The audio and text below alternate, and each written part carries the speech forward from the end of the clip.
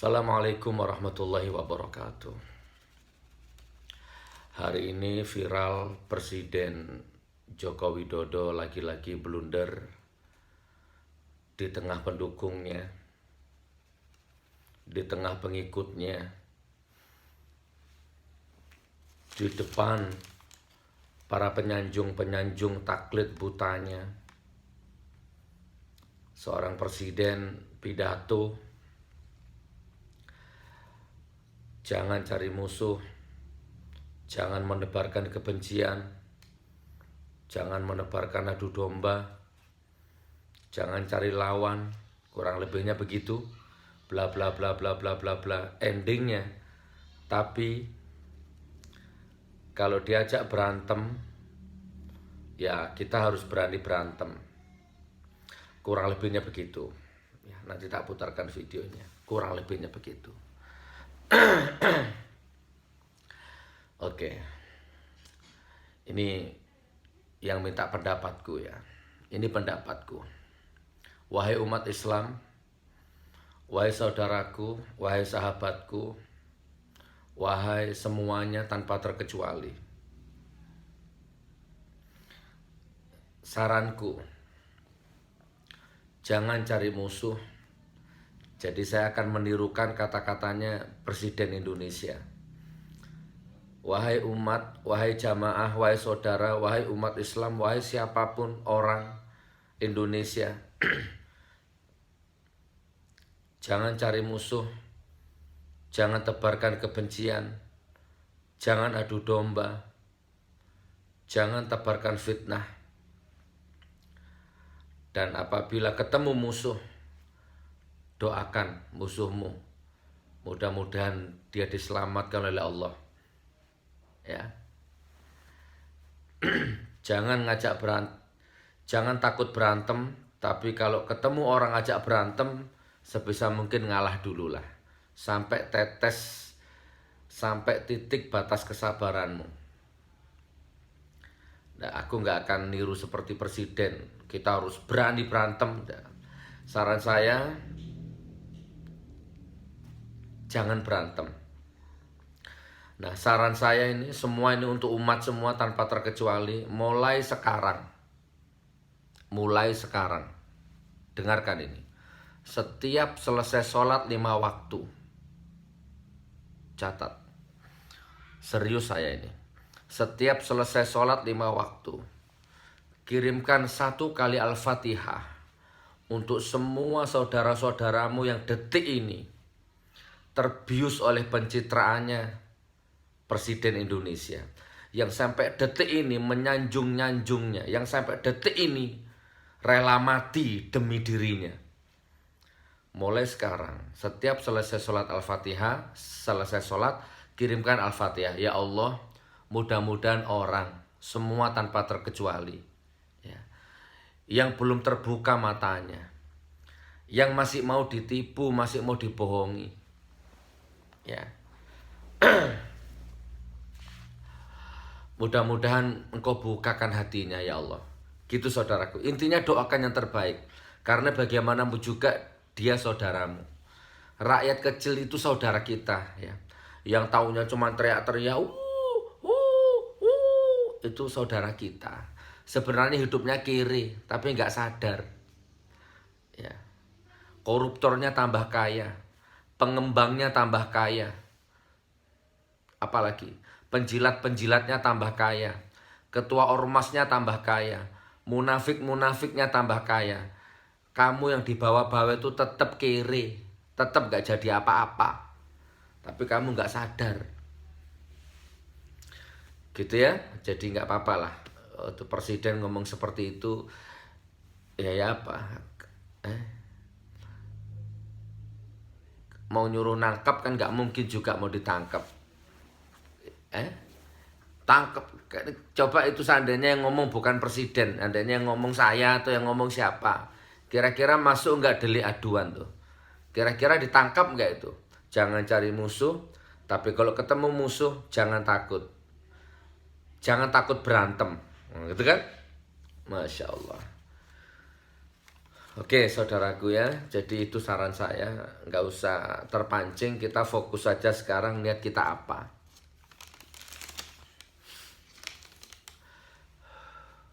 Kasihan.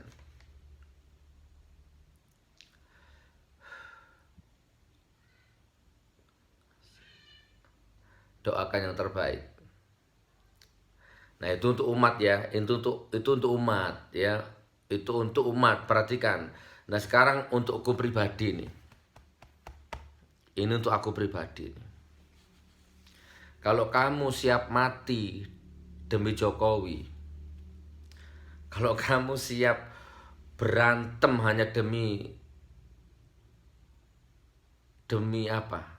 Demi mempertahankan keyakinanmu tentang Jokowi, tentang Presiden Pak Jokowi itu, maka saya lebih-lebih siap lagi berantem sama kamu dimanapun berada demi rakyat yang terdolimi. Jadi di mata saya Pak Jokowi ini menipu rakyat, mendolimi rakyat, mengkhianati rakyat, mengkhianati sumpahnya. Saya diisukan tidak akan menyelesaikan masa jabatan sebagai gubernur selama 5 tahun. Diisukan supaya masyarakat ragu. Tidak.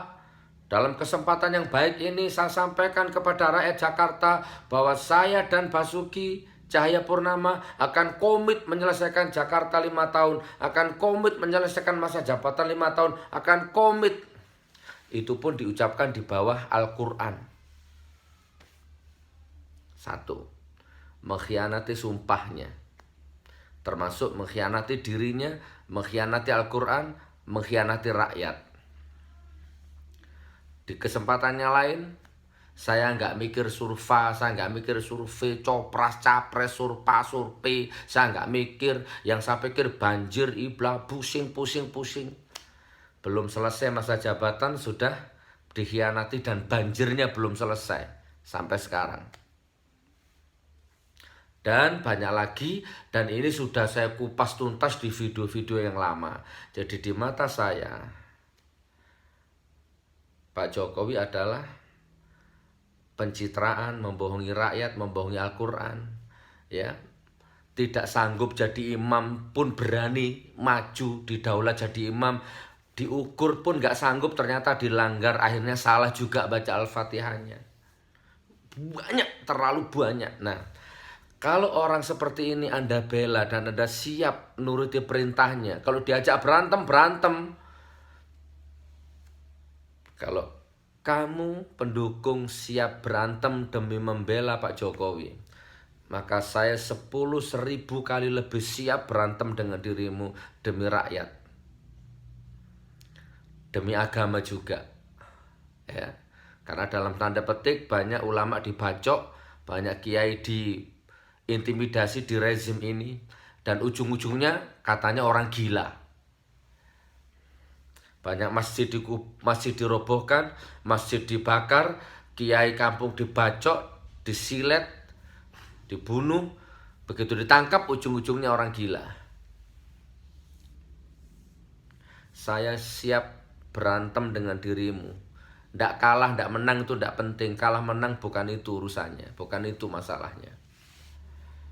Ya, jadi kalau untuk umat aku sarankan, jangan cari musuh, jangan tebarkan kebencian, jangan tebarkan adu domba.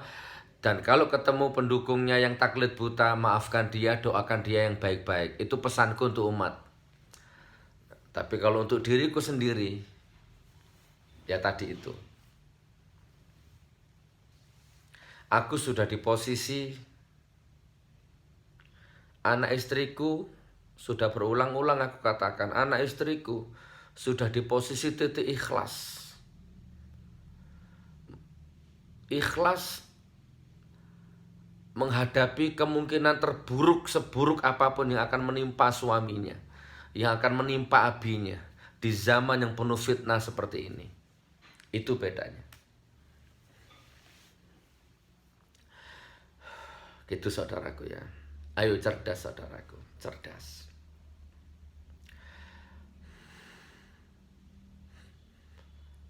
sudah tidak ada obatnya. Revolusi mentalnya sudah berhasil, sudah terlanjur.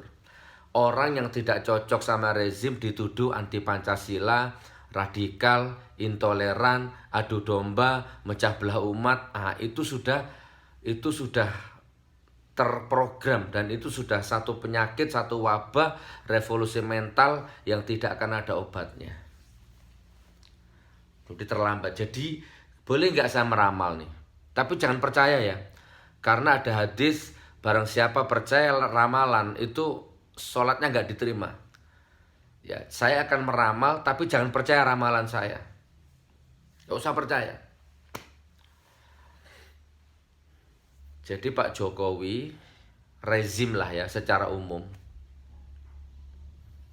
Pak Tito barangkali nonton, Pak Jokowi barangkali nonton, nggak apa-apa ya kan. Nggak apa-apa, diremehkan video ini nggak apa-apa. Ya, ngabalin barangkali kamu nonton ya. Sekarang ini rezim Anda semua berada di satu titik, menang terhina, kalah terhina. Ini ramalanku. Ya. Menang azab, kalah azab. Ini ramalanku. Saya ulang ya. Apa? Menebar kebencian? Tidak. Ayolah sadarlah, ngalahlah, legowo lah. Kalau satu orang yang mengkritik rezim, bolehlah angkuh. Misalkan saya saja ini yang ngeritik rezim, bolehlah angkuh rezim. Pak Tito boleh angkuh, Pak Jokowi boleh angkuh, ngabalin boleh, tambah sok tahu boleh. Bila surbannya ditambah boleh ngabalin ya. Siapapun, rezim ya. Menteri-menterinya yang asal ngomong tuh boleh. Termasuk menporanya yang sarjana agama itu, semuanya rezim. Boleh. Boleh Anda tuduh ini menebar kebencian. Terserah, tapi tonton video ini dengan hatimu. Dengarkan video ini dengan hatimu. Kalian sudah berada di satu titik, menang hina, kalah hina. Menang azab, kalah azab.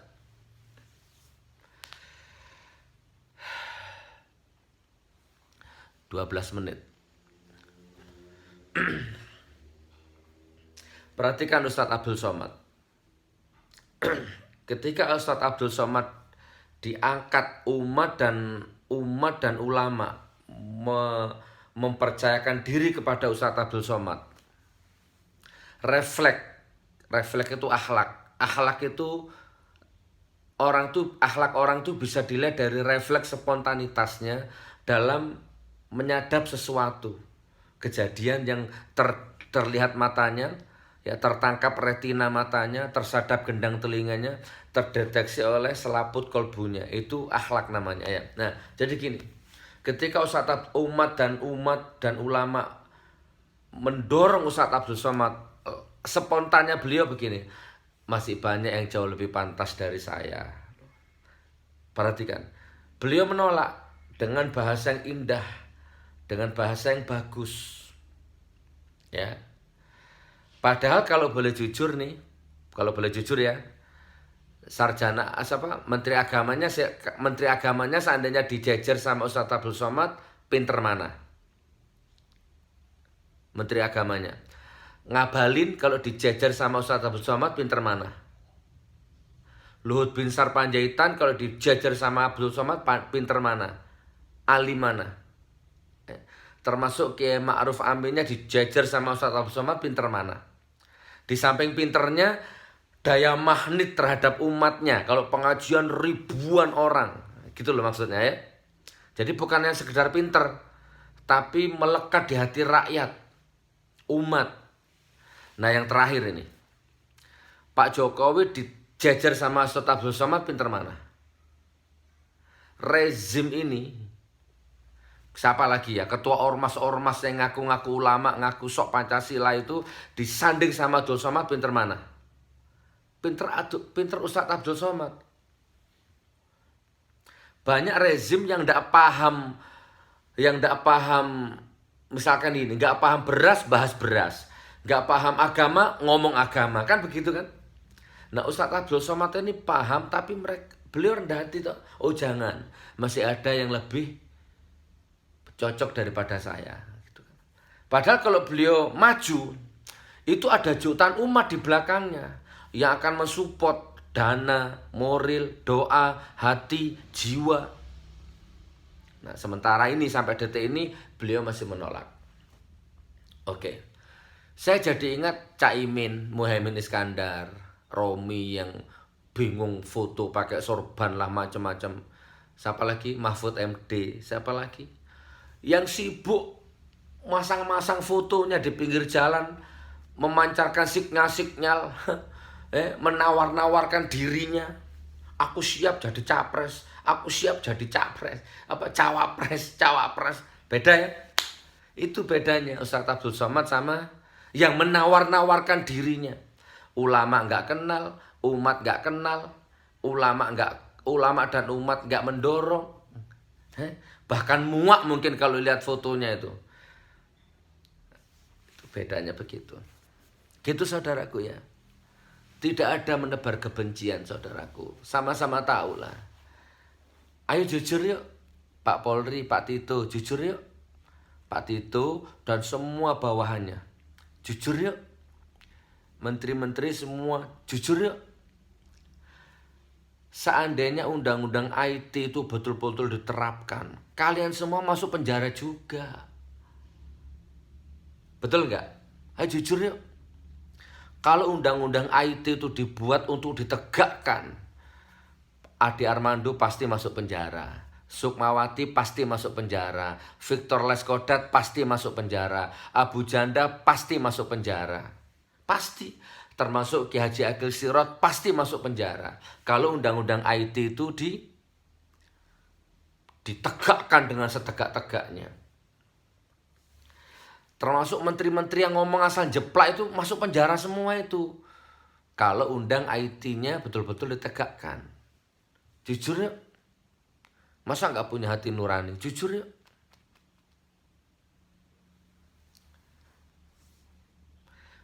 Ya, bukan apa? Siapa? John Ruh Ginting. John Ruh Ginting sama Bu Janda itu apa bedanya?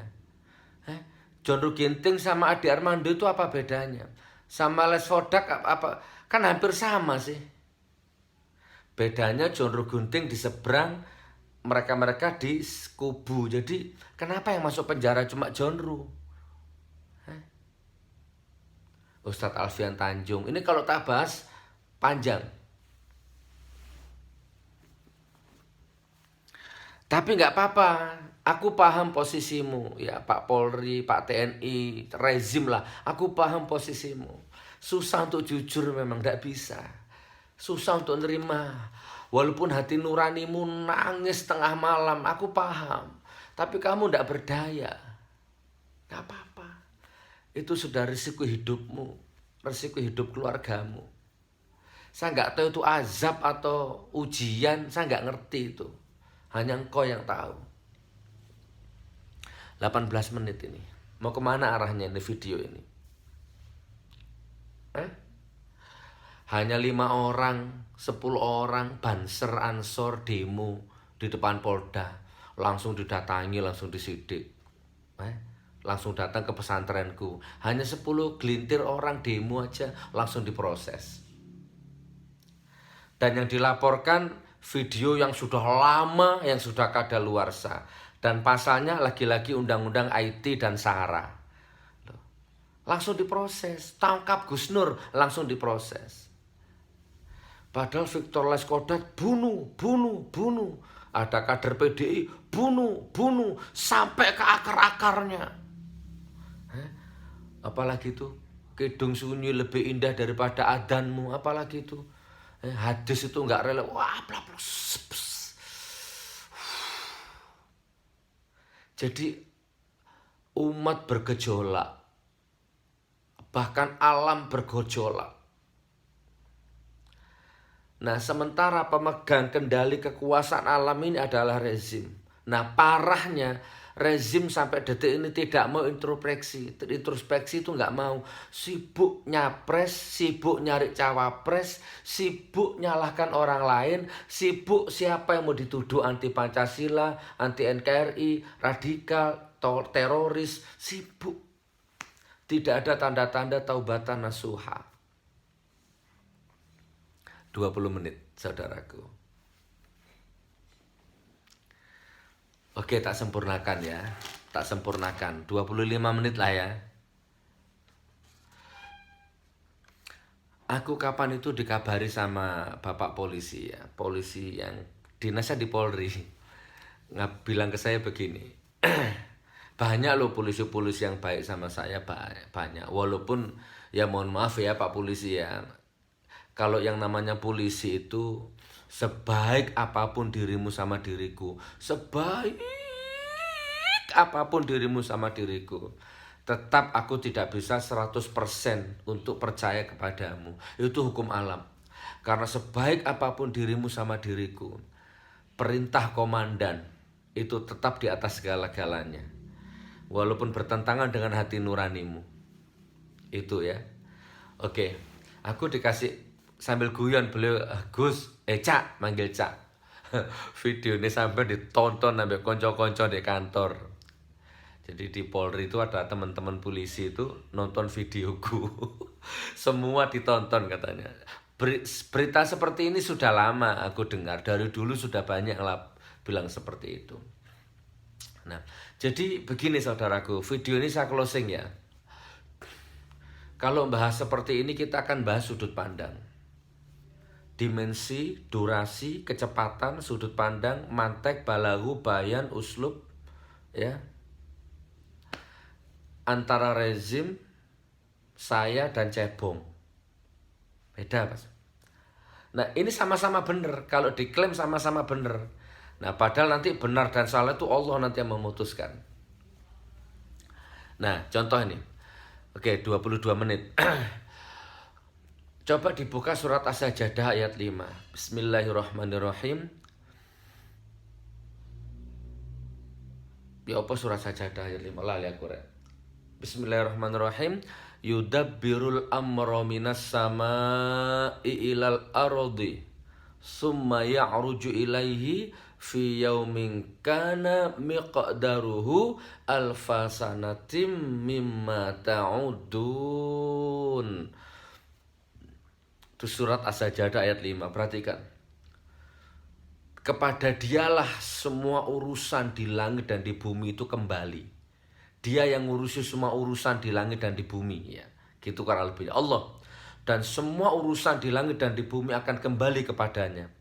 Yang kadar durasi waktunya perbedaannya 24 jam di hadapan Allah atau 1 hari di hadapan Allah itu setara dengan 1000 tahun menurut perhitunganmu. Jadi 1000 tahun di dunia itu di hadapan Allah cuma 1 hari, 24 jam. Kalau ada orang di dunia umur 1000 tahun itu di hadapan Allah cuma 24 jam. Perbedaannya. Kalau di dunia ada orang umurnya 500 tahun itu di hadapan Allah cuma 12 jam. Kalau di dunia ada orang umurnya 250 tahun itu di hadapan Allah cuma 6 jam. Gitu ya. Oke, kalau saya ringkas, seandainya di dunia ini ada orang yang umurnya 63 tahun.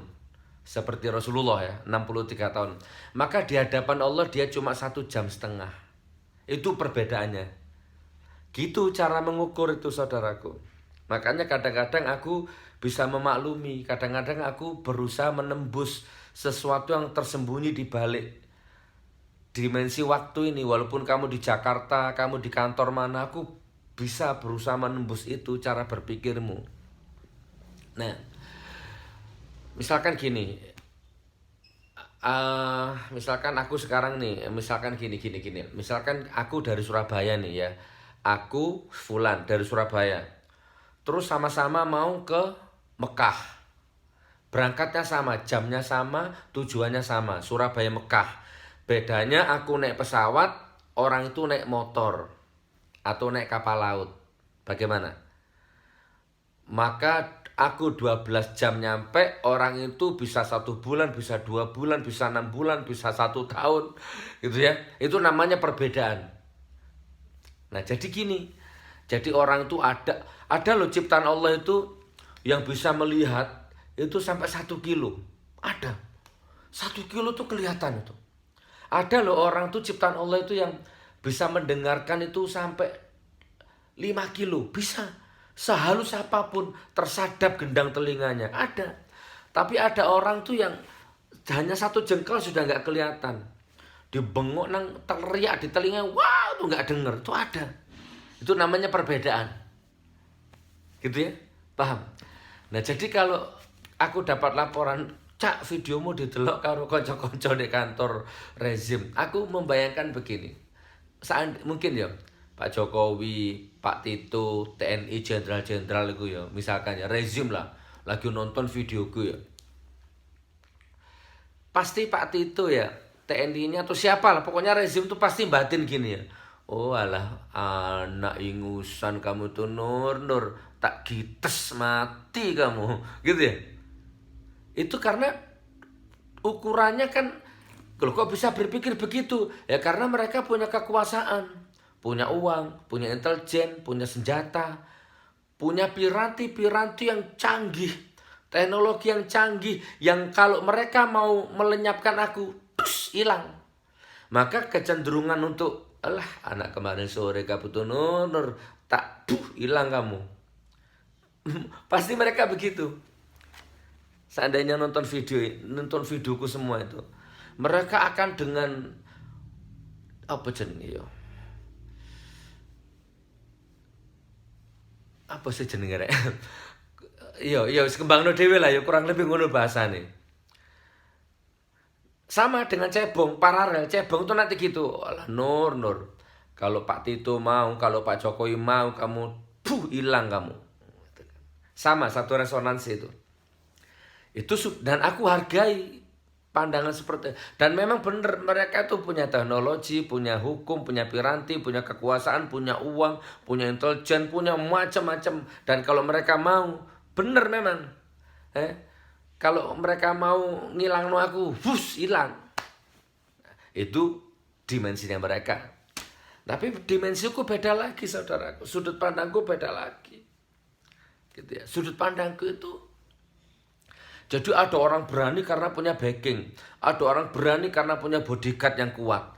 Nah, justru aku berani karena aku berada di titik nol yang tidak punya backing apa-apa. Tidak punya bodyguard apa-apa. Gak dibayar siapa-siapa. Kecuali Allah dan Al-Quran. Ada 400 santri yang ngaji di pesantrenku yang aku gratiskan. Ya. Dan mereka ngaji. Ya. Dan Al-Quran andalanku. Gitu. Jadi aku nggak ambil pusing karena aku nggak punya beban.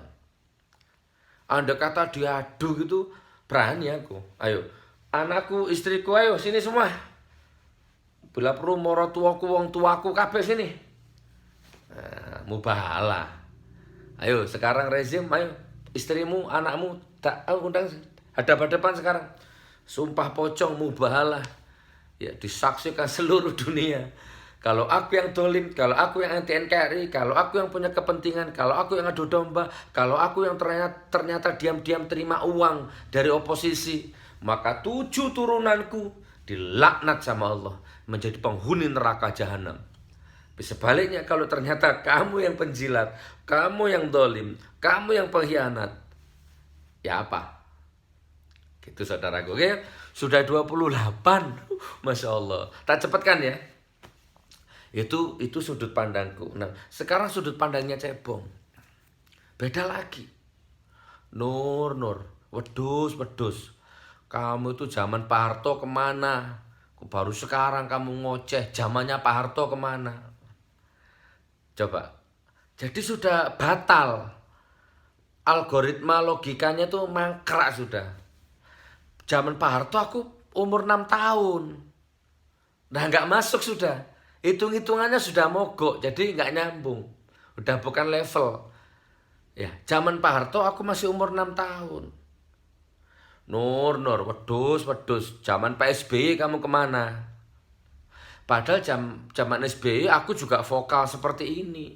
Bagi saya SBY itu sama saja. 2 periode nggak ada.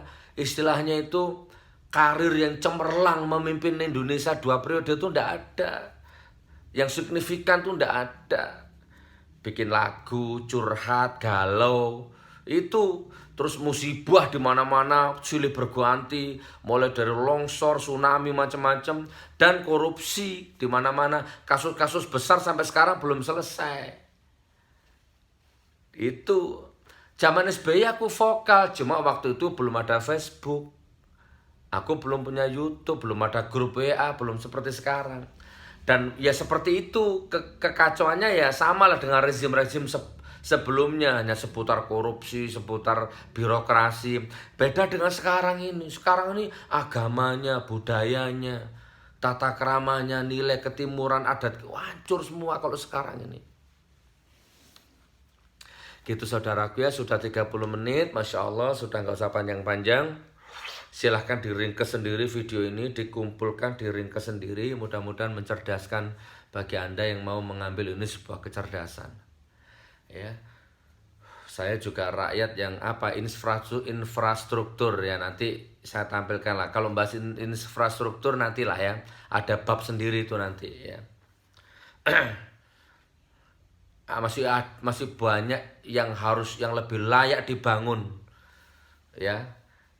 Ya nantilah kapan-kapan. Kalau infrastruktur ini kayaknya nanti akan merembet ke tenaga kerja asing, uangnya dari mana, konsekuensinya apa, itu luas kalau bahas infrastruktur itu.